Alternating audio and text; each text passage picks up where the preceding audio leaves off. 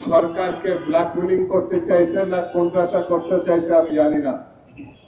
তারা সরকারের অভ্যন্তরীণ কিছু কথা উল্লেখ করে বলেছেন প্রয়োজনে তা ফাঁস করবে।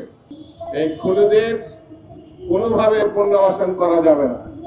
সরকার কিসের জন্য আছে? সরকার মানুষের নিরাপত্তা নিশ্চিত করবে। রাস্তাঘাটে বেরোলে মানুষ অনিরাপদ হবে। আমি সরকারের কাছে দাবি জানাবো, অনুরোধ করব এই দিকে নজর রাখবে। নির্বাচিত সরকারি গণতন্ত্র প্রতিষ্ঠার নেতৃত্ব দিতে হবে। যারা সরকারে আছে তাদেরকে মানুষের পাশে দাঁড়াতে হবে।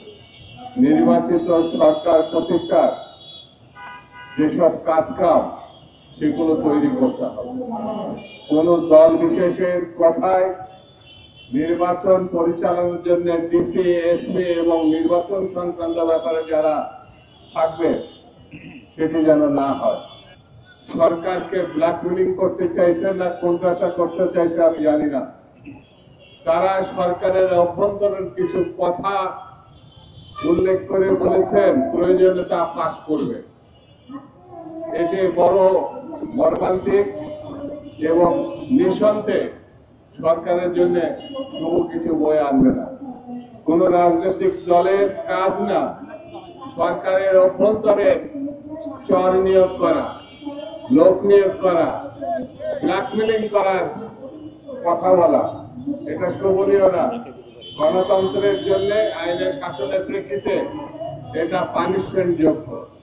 15-16 বছর মুজিব কন্যা শেখ হাসিনা বাংলাদেশে অসংখ্য মানুষকে, হাজার হাজার মানুষকে খুন করেছে শুধুমাত্র ক্ষমতায় থাকার জন্য। তাদের বিচার অবশ্যই দৃশ্যমান হতে হবে।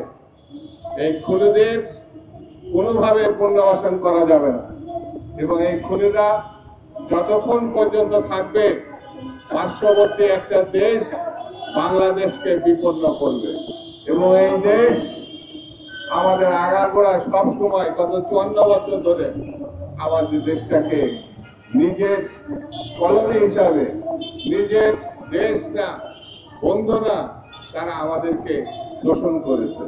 ষড়যন্ত্র রুখতে হলে আমাদেরকে ঐক্যবদ্ধ থাকতে হবে এবং ঐক্যবদ্ধ না থাকলে আমাদের যা অর্জন, গণতন্ত্রের যে সম্ভাবনা, সেটা ধ্বংস হয়ে যাবে।